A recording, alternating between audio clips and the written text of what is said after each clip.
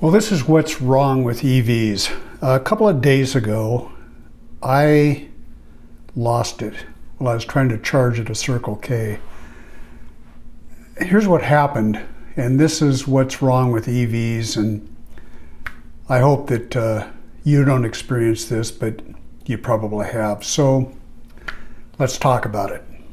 In today's video, I'm going to rant about stupid tech.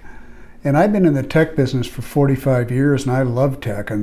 But this is what's wrong with EVs, and it really burns me when stuff like this happens. And I've heard it over and over and over again from watching other people on YouTube and things that people have experienced, and I hear it. People tell me the stories, and it really gets me riled up when I hear it, because it's just not necessary. It makes me mad that this sort of stuff happens. I love my Lucid EV, I really do, and I love tech. So this is a message that I hope the CPOs, which are, the CPO is a charge point operator. These are people who run the charging stations, the people who make these stupid decisions to do stupid things, and it just drives me nuts. And I hope that you agree, and I hope that we can change it by speaking out and saying something about it. So this starts out with my car being in for service. I had a situation with my car where, and this stuff happens, I understand it, I'm in the tech business, I get it. The infotainment screen went blank and it just stopped working. And I called Lucid, and they were awesome. They got on it right away and helped me try some things that didn't work. And so they offered to come pick up my car, and I'm 3 hours away in Chelan from Seattle Service Center, and they offered to come pick up my car. And I said, well, I'm over in the Seattle area. I've been coming and going lately anyway, so I'll drop my car off. And they said, great. And they said, we'll have a loaner car for you when you get here. And that's awesome. And by the way, they even offered to come send somebody over to deliver my car back to me and pick up the loaner car. So, I mean, they've just been gone over the top. And I can't say enough about how good the service has been. So these things happen, where something breaks and needs to be fixed. And that's just part of owning anything. So anyway, back to the story of why I'm angry. Well, I'm angry because I'm driving a car that that's brand new. I mean, this car had 5 miles on it when I got it. Brand new Lucid. It's a Touring. Mine is the Pure, so mine is a step down from the Touring. Beautiful car. I love the car. Turns out that not knowing the car, I assumed the efficiency would be very similar to what I have with my car. It turned out it wasn't, and that's partially my fault, because one of the things that I made the mistake on is the air pressure in the tires. It had a warning up there, which I kind of dismissed, that said the tire pressure was low. The tires were at 42 pounds, which is what mine, I have 20-inch wheels on mine. This loaner they gave me, this brand new car, had 19-inch. And it turns out the tires needed to really be up to 49 pounds, and they were low, probably because the car just arrived from Arizona. And it's hot down there, cold up here, so the air temperature, all those things have an effect on air pressure. So anyway, I ignored it, and I took off to drive my 3 hours back to Chelan from Seattle, and went over Snoqualmie Pass, a mountain pass, went over Blewett Pass, another mountain pass, got in some really lousy weather. But the bottom line is the efficiency was nowhere near what I get with mine. It was 30% lower. I was getting 2.75 miles per kilowatt hour, and with my car I can pretty much count on 3.75 miles per kilowatt hour. So very big difference. I mean, that adds up. And I had charged the car up to where I would have had 75 to 100 miles of additional range by the time I reached my home in Chelan. Well, as I got closer, getting over the mountain passes, and the weather was not good, that doesn't help efficiency. It's colder out. I could see that I was pushing it pretty close, and my wife doesn't like me doing that. So I decided the best thing to do was for me to to stop in Wenatchee, which is on the way, to charge the car up. And so I stopped at a brand new, well, not brand new, it's a Circle K charging station they put in about 2 years ago. I hadn't been there before, hadn't needed to. It's close to home. And when I stopped, an unusual thing was going on weather-wise. We were getting just horrible weather. It was just dumping rain. And we're in the desert over here in eastern Washington, or central Washington, for those of you not familiar. It doesn't rain everywhere in Washington, but it was on Friday when I came back. It was just dumping rain. It was, it wasn't just a little rain, it was a downpour. It was ugly.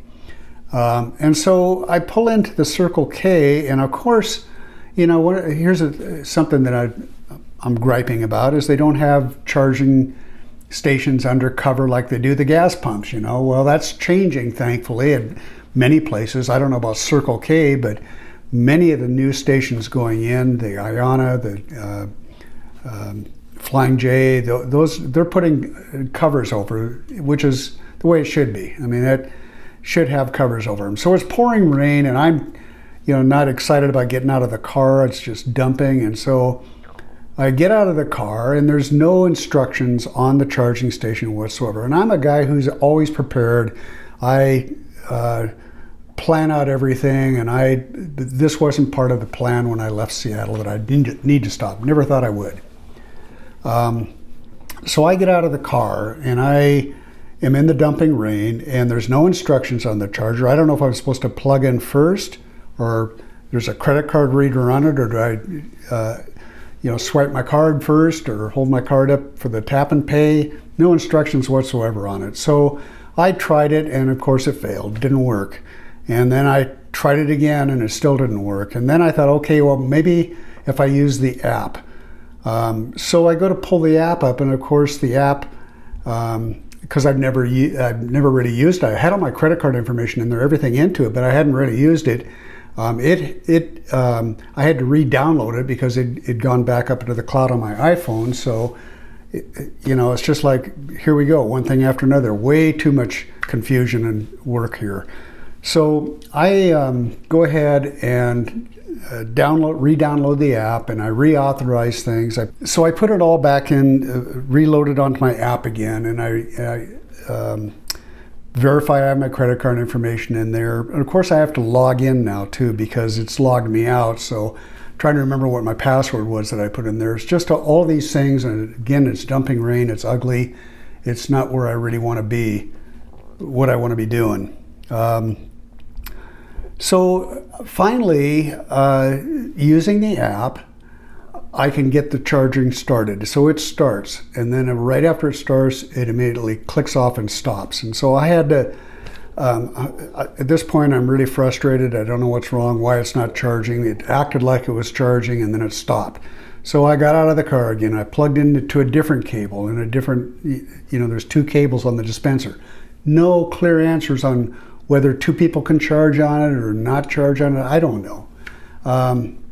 So I plug it back in, and guess what? It does the same thing again. It starts to charge, ramps up, and then immediately stops. And so that's it. Well, at this point, I'd had enough. I just decided, okay, they must not want my business, and I sure don't want to give them my business. I'm not happy. And I thought I was prepared for everything. I'm pretty careful about making sure I have apps, everything that I need. Well, it turns out that they do require an app. They have a credit card reader on there, but they don't say, we don't take your credit card on this credit card reader. They don't bother to tell you that. They make it look like they do, but they don't. You have to have their app to make it work, to charge your car. It's nuts. And it really makes me angry that companies do this. Circle K does this for a reason, and Walmart does it too. That they don't accept tap and pay because they want you to use their apps. They want you to use your apps because then they can track everything about you. They can track what you buy, when you buy, where you buy, at all of their Circle Ks. So they want that information. That's golden to them. And I don't have a problem with that. It's just, don't force an app on people. Don't do this.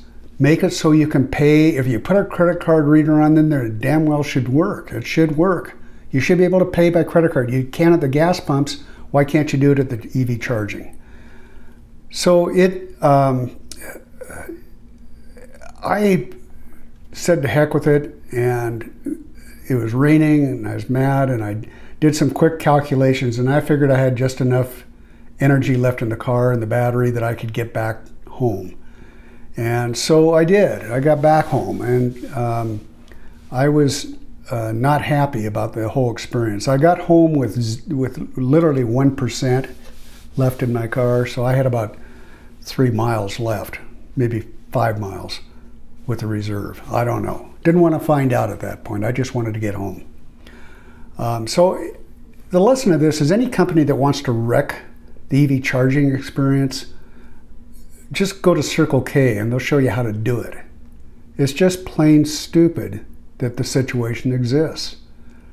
You know, first off, don't require an app to sell something, especially for EV charging. It's just an unnecessary disaster, and it creates confusion. I'm a tech guy.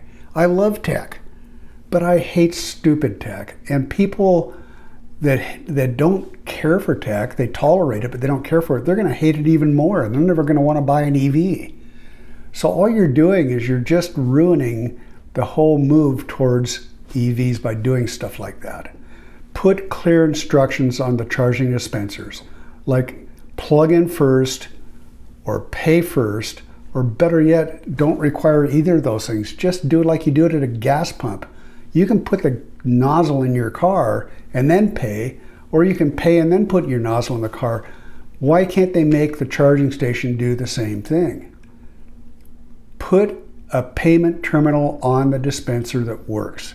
Don't make people pay with an app.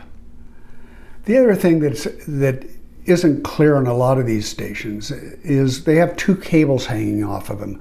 Most of the dispensers, the older ones, the Electrify America, for example, those stations, they have an extra cable in case one is damaged or broken that you can use the other one. But only one car can use that dispenser. You can't have 2 cars hooked up at the same time.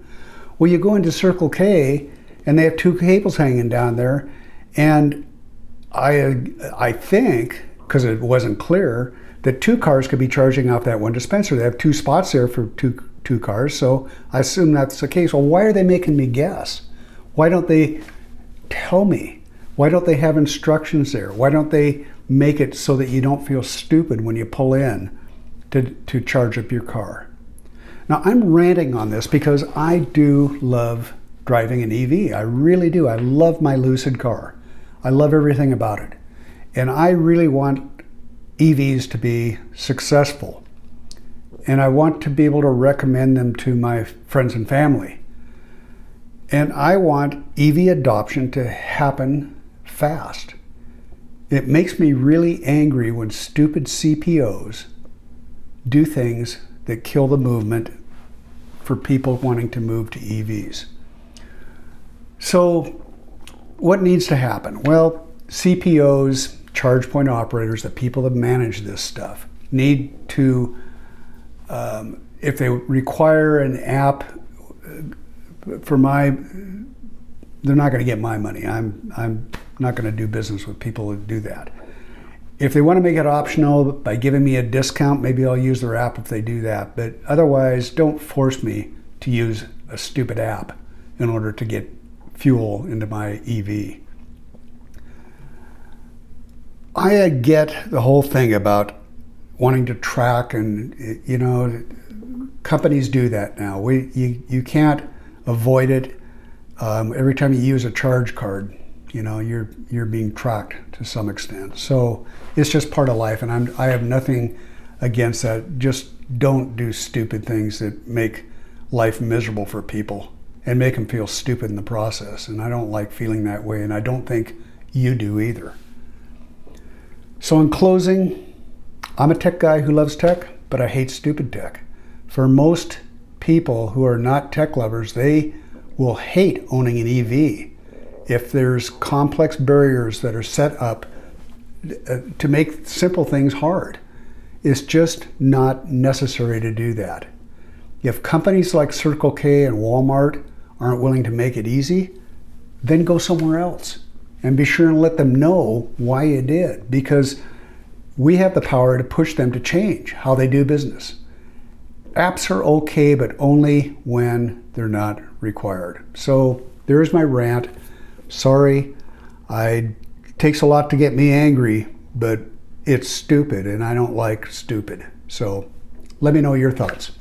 And if you're interested in this sort of content, please hit the subscribe button and press the thumbs up if you like me ranting. I don't want to keep ranting like this. I'd rather not. So anyway, thanks for watching, and hope you come back again. Thank you. Bye.